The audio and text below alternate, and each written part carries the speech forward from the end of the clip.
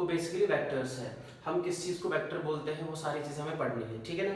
तो इससे पहले मैं एक चीज आपको बताता हूँ, हमारे पास एक टर्म आती है जिसको बोलते हैं फिजिकल क्वांटिटीज, और इसको डिनोट करते हैं क्यू से। पहले मैं ये बताता हूँ फिजिकल क्वांटिटी क्या होता है, ठीक है, उसके बाद हम वेक्टर्स पे आते हैं। तो देखो फिजिक्स के अंदर जो डेफिनेशन है फिजिकल क्वांटिटी, हम बोलते हैं वो कोई भी चीज जिसको आप मेजर कर सकते हो। जैसे हम लेंथ को मेजर कर सकते हैं, हम मास को मेजर कर सकते हैं, हम टेम्परेचर को मेजर कर सकते हैं, हम करंट को मेजर कर सकते हैं। ऐसी और भी बहुत सारी चीजें जिसको आप मेजर कर सकते हो। तो जिस जिस चीज को मेजर कर सकते हो उसको फिजिकल क्वांटिटी बोलते हैं। मतलब लेंथ फिजिकल क्वांटिटी है, मास फिजिकल क्वांटिटी है, टेम्परेचर फिजिकल क्वांटिटी है। तो ये जितनी भी चीजें हैं, जिस चीज को हम मेजर कर सकते हैं उसको हम लोग क्या बोलते हैं शॉर्ट में, उसको हम बोलते हैं फिजिकल क्वांटिटीज। तो physical quantities are those quantities which can be measured, इनको आप मेजर कर सकते हो, ठीक है ना। तो ऐसे ही मैं एक और एग्जांपल लिखता हूं यहां पर, डिस्प्लेसमेंट या फोर्स। तो ये सारी जितनी भी मैंने क्वांटिटीज लिखी, आप डिस्फोर्स देख सकते हो। भाई मैंने एक सामने की तरफ फोर्स लगाया, कितना फोर्स लगाया, 2 न्यूटन 3 न्यूटन। मैंने डिस्प्लेसमेंट किया, कितना डिस्प्लेसमेंट किया, तो दैट इज फिजिकल क्वांटिटी, ठीक है ना। अब यहाँ पर क्या है, यहाँ पर कुछ चीजें ऐसी है जिसका डायरेक्शन है, जिसका मैग्नीट्यूड है। देखो मैं आपको बताता हूँ मैग्नीट्यूड क्या होता है, ये दो बातें हमें पढ़नी है, उसके बाद हम आगे चल सकते हैं। मैग्नीट्यूड और डायरेक्शन।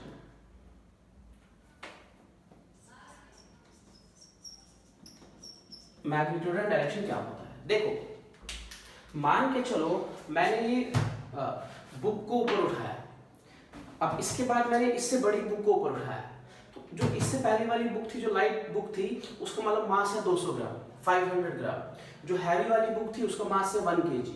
तो ये जो अमाउंट है से 1 kg से 2 kg, तो ये जो टर्म मैंने यूज की इसको बोलते हैं मैग्नीट्यूड। फॉर एग्जांपल मैंने यहां से लेकर मैं 5 किलोमीटर मैंने ट्रैवल किया, तो ये जो 5 किलोमीटर आ गया सामने वर्ड, ये जो टर्म आ गई, इस चीज को हम लोग क्या बोलते हैं, मैग्नीट्यूड।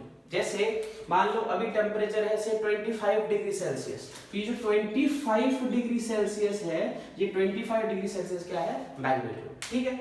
अब बात करते हैं डायरेक्शन की, डायरेक्शन क्या होता है। जैसे ये मान लो आपके पास ईस्ट, वेस्ट, नॉर्थ, साउथ, मैं यहां की तरफ 10 मीटर गया, तो मैं लिखूंगा यहां पर कि मैं जो हूं 10 मीटर गया ईस्ट की तरफ। तो ये जो 10 मीटर हुआ, ये 10 मीटर क्या हुआ, मैग्नीट्यूड, और ये ईस्ट की तरफ क्या हुआ, डायरेक्शन, सामने की तरफ। या माने इस साइड गए या पीछे किसी भी साइड पे, या फोर्स की बात करो, मैंने फोर्स सामने की तरफ लगाया, मैंने फोर्स नीचे लगाया, सामने फोर्स लगाना, नीचे फोर्स लगाना, ये सभी क्या है, डायरेक्शंस। और कितना फोर्स लगाना वो क्या है, मैग्नीट्यूड।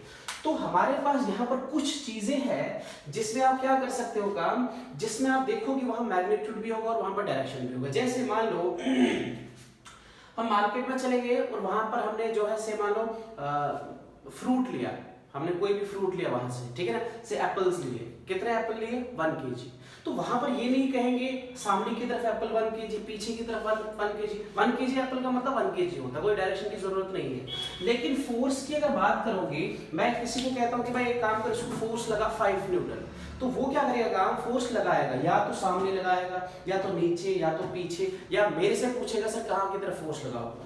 मतलब फोर्स लगाना 10 न्यूटन प्लस कहां की तरफ लगाना, मतलब डायरेक्शन। तो फोर्स लगाने के टाइम हमें दो चीजें देखनी पड़ती है, हम फोर्स कितना लगाएंगे और हम फोर्स कहां लगाएंगे। दैट मींस फोर्स के पास क्या है, मैग्नीट्यूड, और क्या है, डायरेक्शन।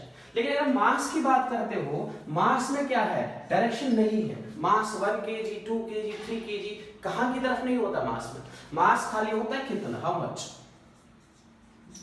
ठीक है। तो ये जो फिजिकल क्वांटिटीज है, इसी में आपको क्या हुआ, आपको एक क्वांटिटी ऐसी मिली जिसको हम मेजर कर सकते हैं, लेकिन उसका डायरेक्शन नहीं होता, कहां की तरफ ये चीजें नहीं होती। यहां पर एक क्वांटिटी हमें ऐसे मिली जिसका मैग्नीट्यूड भी है, जिसका डायरेक्शन भी है, तो दोनों में फर्क आ गया। तो इसी तरीके से क्या हुआ, हमारे पास जितनी भी फिजिकल क्वांटिटीज है, इनको एक्चुअली 3 चीजों में डिवाइड किया गया। जितनी भी फिजिकल क्वांटिटीज है उनको 3 में डिवाइड किया गया। नंबर 1 पे आती है स्केलर क्वांटिटीज, ठीक है, स्केलर क्वांटिटीज या स्केलर फिजिकल क्वांटिटीज। नंबर 2 पे आती है वेक्टर क्वांटिटीज, और नंबर 3 पे होता है, उनको बोलते हैं हम टेंसर्स, टेंसर क्वांटिटीज। आगे जैसे जैसे हम चैप्टर के अंदर डिटेल में जाएंगे ये चीजें और क्लियर हो जाएगी, लेकिन अभी आप याद रखना जो स्केलर क्वांटिटी होती है इनके पास मैग्नीट्यूड होता है। जैसे लेंथ उसका मैग्नीट्यूड और डायरेक्शन नहीं होता, ठीक है। मास उसका मैग्नीट्यूड होता है, डायरेक्शन नहीं होता है। तो इसका एग्जांपल हम लोग क्या लिख सकते हैं, मास लिख सकते हैं और लेंथ लिख सकते हो, ये इसके एग्जांपल्स है। टेम्परेचर लिख सकते हो, ये इसका एग्जांपल है, ठीक है। ऐसे ही वेक्टर क्वांटिटीज क्या होती है, वेक्टर क्वांटिटीज के पास मैग्नीट्यूड होता है,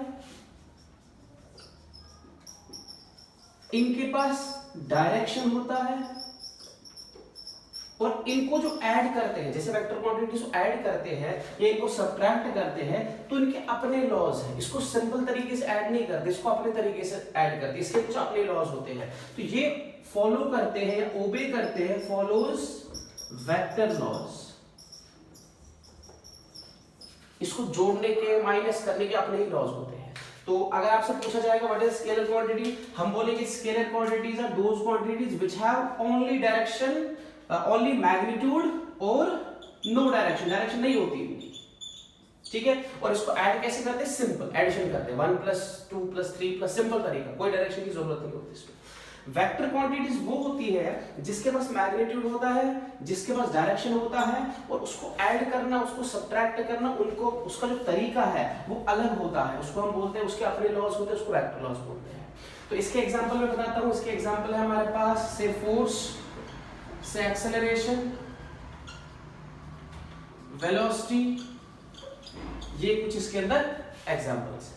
फिर बात करते हैं, अगली चीज हमारे पास आ गई, इनको बोलते हैं टेंसर्स। टेंसर्स वो क्वांटिटीज होती है जिनके पास मैग्नीट्यूड होता है, जिनके पास डायरेक्शन भी होता है, ये भी होता है, ये भी होता है, बट ये वेक्टर लॉज को फॉलो नहीं करते। दे डोंट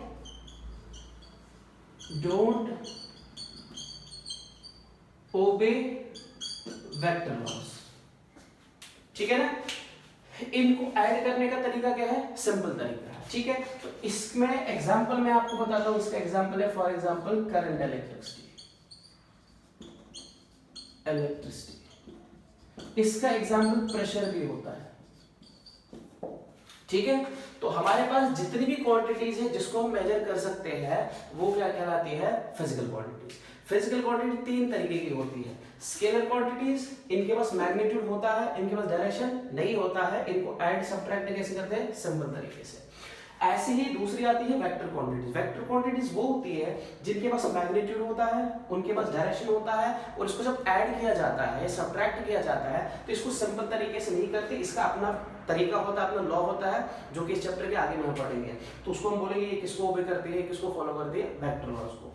फिर अपने पास आती है टेंसर्स। टेंसर्स वो क्वांटिटीज होती है जिनके पास मैग्नीट्यूड होता है, जिनके पास डायरेक्शन भी होता है, बट इसको ऐड कैसे करते हैं, जैसे स्केलर क्वांटिटीज को ऐड करते हैं, सिंपल तरीके से। इसके ये वेक्टर को फॉलो नहीं करते, ठीक है ना। और इसका एग्जांपल मैंने क्या बता दिया, करंट। जैसे आप देखोगे हमारे पास एक सर्किट है, ये बैटरी का प्लस, ये बैटरी का माइनस, और ये कोई बल्ब वगैरह, तो करंट ऐसे जाएगा हमेशा प्लस से माइनस। करंट का डायरेक्शन है, कितना करंट जाएगा, से 1 एम्पियर 2 एम्पियर करंट जाएगा, मैग्नीट्यूड भी है, डायरेक्शन भी है, लेकिन तब भी एक ऐसी क्वांटिटी होती है ये वेक्टर नहीं होती, क्योंकि इसको ओवर नहीं करेगी। जब मैं आपको वेक्टर के एडिशंस, वेक्टर के सब्ट्रैक्शन, जो वेक्टर के लॉज हैं, जब हम वो चीज पढ़ेंगे तब इसको मैं और एक्सप्लेन करूंगा। अभी आपको बस ये याद रखना है स्केलर किसको बोलते हैं, वेक्टर किसको बोलते हैं, और टेंसर्स किसको बोलते हैं, ठीक है ना। और हमें जो फोकस करना है वो खाली इसमें करना है।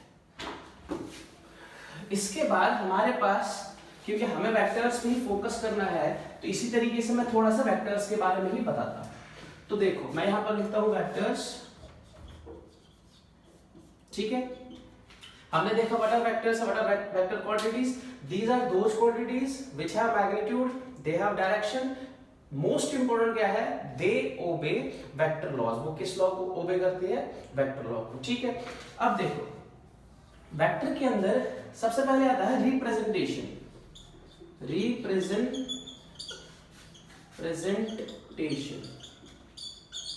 वेक्टर्स को कैसे रिप्रेजेंट करते हैं, कैसे इसको दिखाते हैं।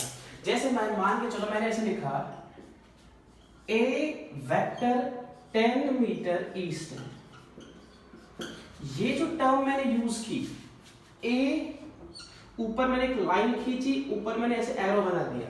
अगर आपको कहीं पर भी ऐसे दिखेगा, से ऐसे मैंने लिखा सी में ऐसे लिखा, आपको समझना है सी कुछ रिप्रेजेंट कर रहा होगा और ये जो भी चीज रिप्रेजेंट कर रहा होगा उस चीज का मैग्नीट्यूड होगा। ये लाइन का मतलब मैग्नीट्यूड और ये एरो का मतलब डायरेक्शन।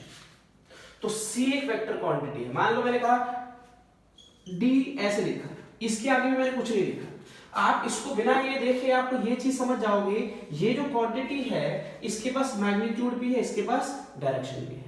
कभी कभी हम ना जैसे सिंपली हम डायरेक्टली ऐसे लिख सकते हैं बोल्ड लेटर से ए, ये भी वेक्टर होता है, वेक्टर का रिप्रेजेंटेशन। जैसे मान लो मैं 20 मीटर नॉर्थ चला गया तो मैं लिखूंगा C vector. What is C vector? C vector represent कर रहा है 20 मीटर नॉर्थ। जैसे हम मान लो ऐसे लिखते हैं,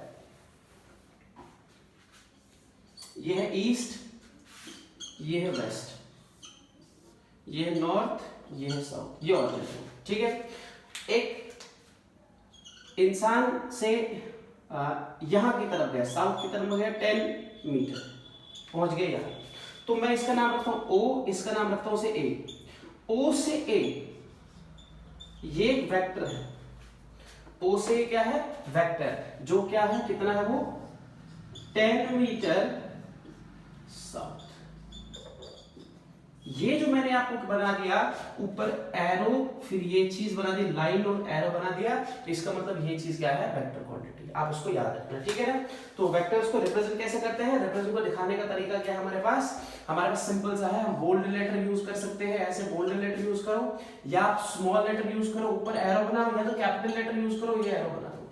बोल्ड का मतलब इसको ऐसे थोड़ा सा करना आपने, इस तरीके से वेक्टर्स को रिप्रेजेंट करते हैं, ठीक है। अब देखो फॉर एग्जांपल मैं फिर से लिखता हूं, ए वेक्टर है 10 मीटर ईस्ट, ठीक है। तो ये चीज क्या है मैग्नीट्यूड, ये चीज क्या है डायरेक्शन, ठीक है। और ये क्या है, ये पूरा वेक्टर है, ठीक है। अब कभी कभी हमारे पास इंपॉर्टेंट होता है खाली मैग्नीट्यूड, कभी कभी इंपॉर्टेंट होता है खाली डायरेक्शन, और कभी कभी इंपॉर्टेंट दोनों होते हैं। फॉर एग्जांपल मान लो मेरे पास बाइक है और मैं ऐसे घूम के ऊपर यहां वहां करके कहीं भी चला गया टोटल 50 किलोमीटर, और दूसरी बार मैं ऐसे स्ट्रेट गया 50 किलोमीटर। इस टाइम मैंने पेट्रोल डलवाना है, इस टाइम में मैंने पेट्रोल डलवाना है, तो बताओ इस टाइम क्या इंपॉर्टेंट ये है कि मैं कितना चला हूं, क्या इंपॉर्टेंट ये है कि मैं किस साइड चला हूं, कितना चला हूं, या ये इंपॉर्टेंट है मैं कहां गया हूं। बेसिकली पेट्रोल डालने के लिए इंपॉर्टेंट ये है कि आपने कंज्यूम कितना किया, आप कितना डिस्टेंस कवर कर रहे हो। तो यहां पर आप ऊपर गए, सामने गए, साइड से गए, कहीं भी गए, उससे कोई मतलब नहीं। जब आप पेट्रोल डालोगे आप ये देखोगे आप कितना चले, तो यहां पर डायरेक्शन इंपॉर्टेंट नहीं है, कभी इंपॉर्टेंट होती है कभी नहीं होती है, ठीक है। तो अगर मैं ऐसे लिखता हूं, एक टर्म आती है मॉडुलस ऑफ अ वेक्टर, इसको लिखते कैसे, ए वेक्टर फिर ऐसे बनाते हैं, इसका मतलब होता है मॉडुलस ऑफ वेक्टर। क्या मतलब होता है मॉडुलस ऑफ वेक्टर, और इसका वैसे मतलब होता है कि मैग्नीट्यूड होता। जैसे आपका एग्जांपल से समझ आएगा, मेरे पास ए वेक्टर है 10 मीटर ईस्ट, और मेरे को कहा गया इसी वेक्टर का मॉडुलस ऑफ ए बताओ, तो मैं चुपचाप से आंसर लिखूंगा सर 10 मीटर। मतलब एक वेक्टर का, वेक्टर है हमारे पास, उसके पास क्या है मैग्नीट्यूड और क्या है डायरेक्शन।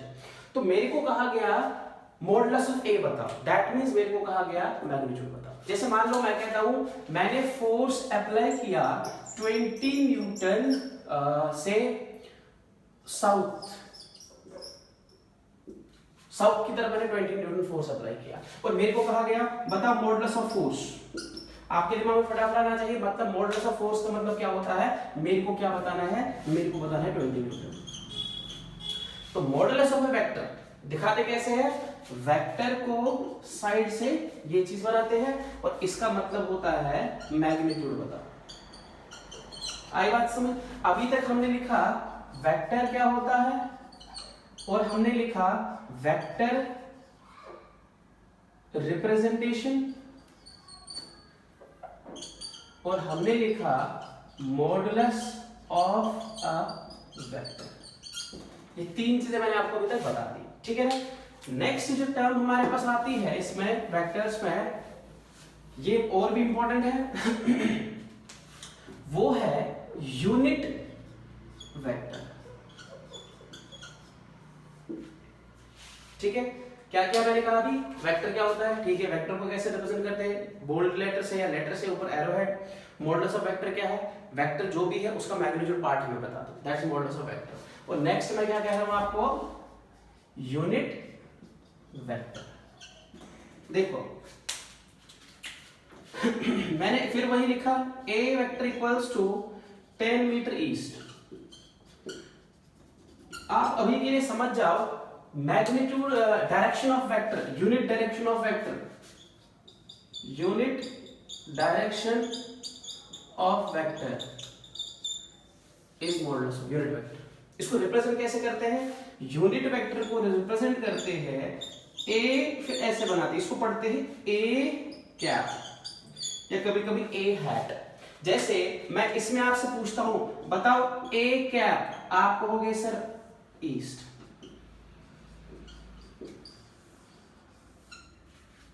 आई बात समझ? जैसे A vector equals to 20 newton south, मैं कहता हूं मॉडुलस ऑफ ए बताओ, आप कहोगे सर 20 न्यूटन। मैं कह रहा हूं ए कैप बताओ, आप कहोगे सर साउथ। और मैं कह रहा हूं ए वेक्टर बताओ। देखो तीन चीज हमारे पास आ गई, ये है ए वेक्टर जो मैग्नीट्यूड भी बताएगा और डायरेक्शन भी बताएगा, ये है मॉडुलस ऑफ ए वेक्टर जो हमें मैग्नीट्यूड बताएगा, और ये है यूनिट वेक्टर, ये हमें 1 यूनिट डायरेक्शन देगा। और अभी के लिए आप याद रखो खाली डायरेक्शन देगा। आई बात समझ? तो अगर हम यहां पर देखोगे ध्यान से देखो, अगर मैं ए वेक्टर जो कि 20 न्यूटन साउथ है, इसको डिवाइड करता हूं 20 न्यूटन, मतलब मॉडुलस ऑफ ए, तो मेरे को क्या मिलेगा, ये चीज कट जाएगी, मेरे को साउथ मिलेगा, वही क्या था ए क्या। दैट मीन्स हमारे पास एक फॉर्मूला बन के आ गया, unit vector equals to vector upon modulus of vector. ये बहुत इंपॉर्टेंट फॉर्मूला, याद रखना, दोबारा सुन लो। वेक्टर क्या है, वेक्टर में क्या होगा, magnitude and direction. Modulus of vector में क्या होगा, मैग्नीट्यूड। वेक्टर यूनिट वेक्टर में क्या होगा, डायरेक्शन। ठीक है, अगर मैं एक वेक्टर को 20 न्यूटन साउथ को डिवाइड करता हूं 20 न्यूटन मतलब यहां पर मॉडुलस ऑफ वेक्टर, तो ये और ये यूनिट वेक्टर आ गया, यहां से ये कट दी, ये चीज आ गई। अच्छा एक और बात याद रखना, अगर मैं ये लिखता हूं ये है वेक्टर, अगर मैं ये लेता हूं ये है मॉडुलस ऑफ वेक्टर, और इसको ए अगर मैं खाली ए लिखता तो भी इसको रिप्रेजेंट करता, ठीक है ना। तो ये फॉर्मूला याद रखना, A cap equals to vector upon modulus of vector, ठीक है।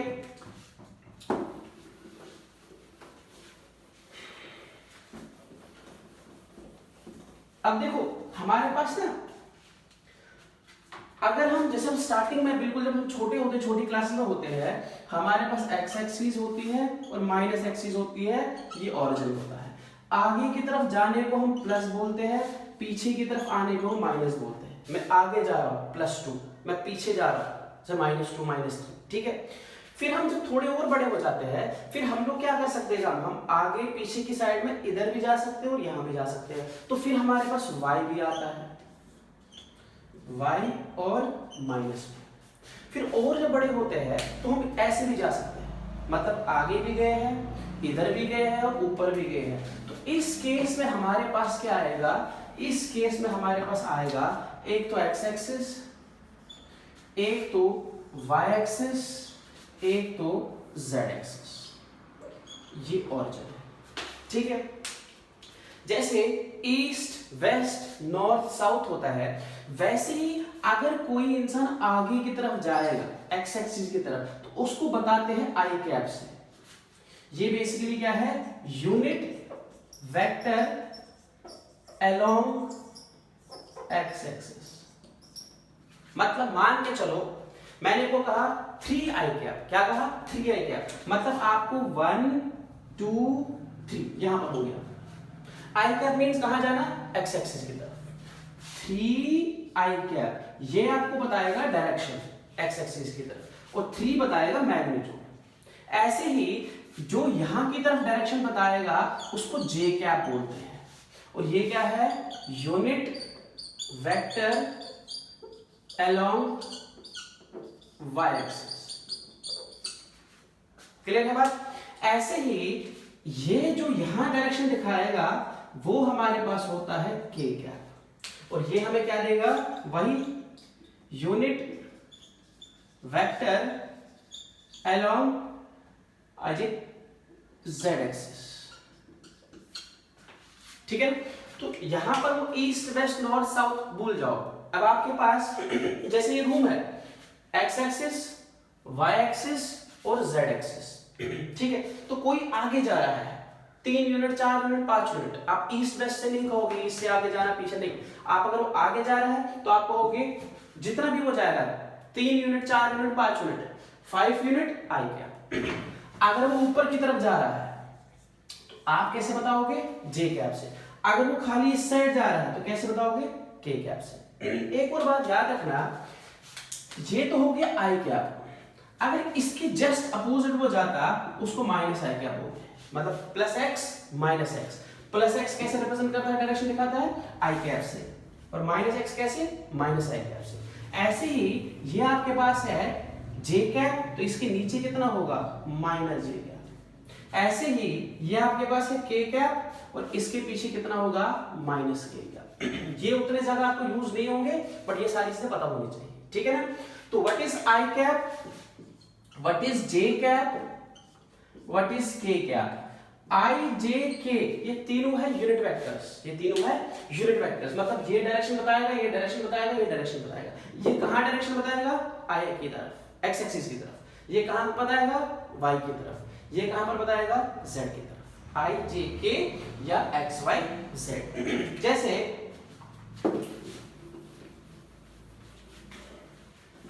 फॉर एग्जाम्पल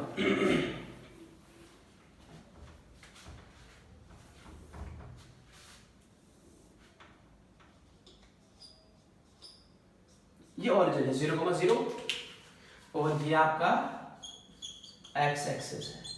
कोई यहां जाएगा तो डायरेक्शन कैसे बताएगा, आई से। ये आपके पास है वाई एक्सिस, कोई यहां जाएगा तो कैसे डायरेक्शन बताएगा, जे से। के को मैं हटा देता हूं थोड़े टाइम के लिए, ठीक है। ऐसा मान के चलो कोई ऑब्जेक्ट है इस पॉइंट पे जो 3,2 पे है। ये 10th की कोऑर्डिनेट ज्योमेट्री है, बिल्कुल 10th की कोऑर्डिनेट, ठीक है। ये पॉइंट कहां पर है, 3,2। कोई ऑब्जेक्ट कहां पर है, 3,2, ठीक है। अगर मैंने एक लाइन ऐसे जोड़ दी, ऐसे ये ओरिजिन है O, इस पॉइंट का नाम रखो A, तो O से A इसको बोलते हैं पोजीशन वेक्टर। क्या बोलते हैं, पोजीशन वेक्टर। बेसिकली ये आपको क्या बताएगा, पोजीशन बताएगा। जैसे ये ओरिजिन मान लो यहाँ पर, ये एक्स एक्सिस, ये वाई एक्सिस, ये ओरिजिन है, ठीक है। और कोई चीज यहाँ पर है तो हम एक लाइन यहाँ से सीधा यहाँ पर खींचेंगे तो वो उसकी पोजीशन बताएगा। जैसे मान लो यहाँ पर कहीं, मान लो यहाँ पर एक बल्ब था, तो मैं ऐसे दिखाता भाई ये बल्ब है, तो कोई इंसान अगर इसके अलोंग जाएगा, इस लाइन के अलोंग जाएगा तो यहाँ पहुंच जाएगा, तो इसको क्या बोलेंगे हम, पोजीशन वेक्टर। ये इसकी जगह बताते हैं। इसका दूसरा तरीका क्या था, यहाँ पहुंचाने का तरीका क्या था, वो ये था कि कोई इंसान पहले आगे की तरफ चलेगा, कितना 3 आई क्या, फिर पहुंच गया यहाँ पर, फिर वो ऊपर जाएगा, कितना ऊपर मींस +2 जे कैप, यही आपका हो जाएगा OA। इसी को बोलते हैं position vector. What is a position vector, position vector क्या होता है, बेसिकली एक वेक्टर है जो हमें क्या बताता है, जो ओरिजिन से जुड़ा होगा, स्टार्टिंग ओरिजिन है एंड इसका उस लोकेशन पे है, ठीक है ना। और ये आपको उस लोकेशन तक पहुंचाएगा। अब कैसे पहुंचाएगा? दो तरीके से पहुंचाएगा। या तो आप एक काम करो, इसी लाइन के साथ चलते रहो तो आप यहां पहुंच जाओगे, नहीं तो दूसरा काम करो, आपको ये बताया जाएगा कि आप एक काम करो, 3 आई कैप जाओ, आई कैप मतलब एक्स एक्सिस की तरफ, कितना मैग्नीट्यूड 3, एक स्टेप, दो स्टेप, 3, फिर उसके बाद कहां जाना है? प्लस मींस ऊपर, कितना? 2 स्टेप, कहां की तरफ? ऊपर की तरफ, तो एक स्टेप, 2 स्टेप, पहुंच गए। इसका फायदा क्या हुआ? ये हमारे पास क्या कहां पर काम आएगा? तो एक और एग्जांपल मैं आपको बताता हूं। ऐसे मान के चलो यहां पर 2 इंसान है, ए और बी, ये ओरिजिन पर है, ठीक है। जो ए है वो 1 मीटर, 2 मीटर, 3 मीटर चला गया आगे की तरफ, एक पार्क के अंदर, मतलब मैं यहां पर हूं, मेरा फ्रेंड यहां पर है, ठीक है। तो मैं 3 मीटर आगे चला गया, फिर मैं उस साइड, ये तो हो गया एक्स आगे, फिर मैं इस साइड गया, ठीक है, और कितना गया? से मैं 3 मीटर गया, और पहले मैं आगे की तरफ गया, कितना? 3 मीटर, फिर मैं आगे की इस साइड गया, कितना? 3 मीटर, और पहुंच गया। ये तो है ए, यहां गया, फिर यहां गया, पहुंच गए ए यहां पर, पहले ए यहां पर था, यहां से हट जाएगा। अब यहां पर क्या बचा? बी। अब एक सी आया, यहां से कोई इंसान सी आया, उसने बी को पूछा कि मेरे को ए के पास जाना है, बताओ कैसे जाऊं। तो ये जो बी है, ये इसको ये कह सकता है कि एक काम कर, पहले तू 3 मीटर जा एक्स के अलाउ, आई कैप मतलब आगे की तरफ, पहुंच जाएगा यहां। फिर बताया, फिर प्लस कितना जाना? 3 मीटर जे की तरफ। ये अगर ऐसे है तो एक्स, ये अगर वाई माना, ठीक है ना। अगर आप इसको प्लेन में मानते हो, ये ऐसी चीज है, देखो इसको कंफ्यूज नहीं होना है। ये आपके पास एक्स एक्सिस है, ये वाई है, और ये जेड है। अगर आप ऐसे मानते हो, यहां जाना, फिर यहां जाना, ये जो पीछे जाना है बेसिकली ये फिर माइनस के, आई जे के, तो ये यहां गया। अगर ये ऊपर जाएगा, ऊपर, तो फिर तो ये y में जा रहा है, मतलब j में जा रहा है। अगर ये यहां जा रहा है इस साइड, दैट मींस ये इसके अपोजिट जा रहा है, ये तो हो गया कितना? k कैप, तो ये हो गया माइनस के। बट अभी मैं आप ऐसे मान के चलो, मैं इसको x एक्सिस मान रहा हूं और इसको y मान रहा हूं, ठीक है। तो आपके पास एक दूसरा तरीका था, ये इसको बोलेगा काम कर, इस लाइन के अलोंग जा, इस लाइन के अलोंग जा। ये है आपके पास b, ये है a, तो पहुंच जाएगा वहां पर। तो B से A, इसको हम क्या बोलेंगे? पोजीशन वेक्टर, ठीक है ना।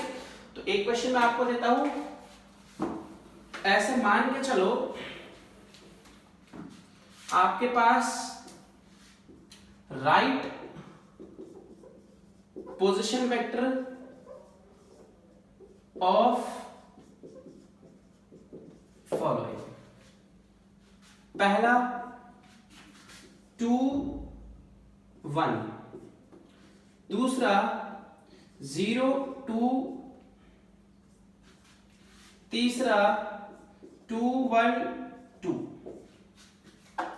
बस 3 काफी। इसके पोजीशन वेक्टर बताने, पोजीशन वेक्टर कैसा है। आपने कुछ नहीं करना, आपने एक्स एक्सिस लेना, आपने वाई एक्सिस लेना, ये ओरिजिन है, इसका पोजीशन वेक्टर लेना है। तो यहां पर क्या है? 2, मतलब x इक्वल्स टू 2, हम ऐसे लिखते हैं x, y। तो हम कैसे लिखेंगे? ये 2, 1 कहां पर होगा? 2 1 2, यहां पहुंच गए, फिर y कितना है? 1, यहां पहुंच गए, ये आपका पोजीशन वेक्टर होगा। इसका नाम o रखो, इसका नाम a रखो। तो o से a क्या है आपके पास? ये है आपका है पोजीशन वेक्टर। और ये वेक्टर फॉर्म में कैसे लिखेंगे? तो हम लिखेंगे 2i कैप, 2x की तरह, फिर प्लस करना है कितना? 1j cap. इसको ऐसे भी लिख सकते हैं, खत्म बात। ऐसे ही मान लो हमें ये लिखना है, इसका पोजीशन वेक्टर लिखना है 0 2 का, तो 0 2 को कैसे लिखेंगे? फिर से वही x एक्सिस y एक्सिस, 0 2, 0 तो यहां पर ही होगा, 2 कहां पर होगा? ऊपर, 1 2, ये इसका पोजीशन वेक्टर हो जाएगा OA। तो OA पोजीशन वेक्टर है जो कितना है?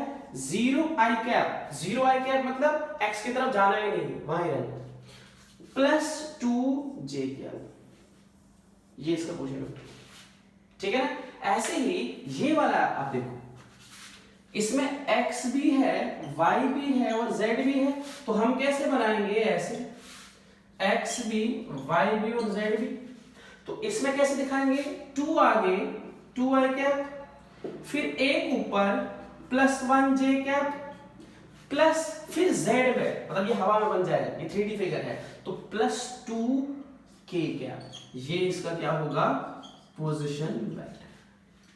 तो बेसिकली वेक्टर में तुमने जो पढ़ा अभी, आज मैं फिर से बताता हूँ, नेक्स्ट लेक्चर में क्या करवा दूंगा। आपने जो अभी पढ़ा वो आपने पढ़ा फिजिकल क्वांटिटी क्या होता है, उसके बाद हमारे पास स्केलर क्वांटिटीज होती है, वेक्टर क्वांटिटीज और टेंसर क्वांटिटीज होती है। फिर वेक्टर में हम आगे मैग्नीट्यूड, डायरेक्शन और वेक्टर लॉ को फॉलो करते हैं। फिर हमने कहा वेक्टर को दिखाते कैसे, रिप्रेजेंट कैसे करते हैं, तो अल्फाबेट के ऊपर एरो और उसके साथ लाइन, वो हम रिप्रेजेंट करते हैं। उसमें क्या क्या होता है, मैग्नीट्यूड और डायरेक्शन। फिर हमने पढ़ा मॉडुलस ऑफ वेक्टर, वेक्टर का मॉडुलस क्या है, तो वेक्टर का मॉडुलस मींस मैग्नीट्यूड कितना है, फिर हमने वो लिखा। फिर उसके बाद हमने पढ़ा यूनिट वेक्टर, यूनिट वेक्टर क्या होता है, तो यूनिट वेक्टर क्या होता है, वेक्टर में से डायरेक्शन। तो हमने लिखा यूनिट वेक्टर ए कैप कितना होगा, ए वेक्टर अपॉन मॉडुलस ऑफ ए, ठीक है। फिर मैंने आपको कहा गया हमारे पास 3 यूनिट वेक्टर्स है, आई कैप एक यूनिट वेक्टर है जो हमें बताता है कि एक्स एक्सिस में जाना है, जे कैप एक यूनिट वेक्टर है जो हमें बताता है वाई में जाना है, और के कैप एक यूनिट वेक्टर है जो हमें बताता है जेड में जाना है। खत्म बात। उसके बाद मैंने आपको बताया पोजीशन वेक्टर कैसे लिखते हैं। अगर हम जनरलाइज इसको करेंगे, मान लो मैं ऐसे लिखता हूं, ये एक पोजीशन वेक्टर, कोई इंसान यहां पर है, कोई पॉइंट यहां पर है, ये ओरिजिन है, इसको r1 लिखता हूं। r1 क्या है, r1 है पोजीशन वेक्टर, मतलब इसकी पोजीशन बता रहा है। तो हम कैसे लिखेंगे, हम इसको लिखेंगे यहां से यहां जाना होगा पहले, यहां से यहां तक, ये मान लो हमने लिखा ax या rx लिखो, और फिर यहां से यहां जाना, तो इसको लिखो r1, ये मतलब मैग्नीट्यूड 3, ये कुछ भी हो सकता है। तो हम लिख सकते r1 कितना है, rx i कैप, इतना x की तरफ जाओ प्लस ry j कैप, तो आप वहां पहुंच जाओगे। ये जनरल फॉर्मूला है, जनरलाइज करके, अगर ये ऐसे करके 2,3 नहीं है, 2,3 वगैरह नहीं है, जनरली कुछ भी दे रखा है। तो पोजीशन वेक्टर कैसे लिखते हैं, कोई भी पोजीशन वेक्टर लिखते हैं, say position vector equals to position along x axis i cap plus position along y axis j cap, और अगर k भी होगा तो position along z k cap. ये आप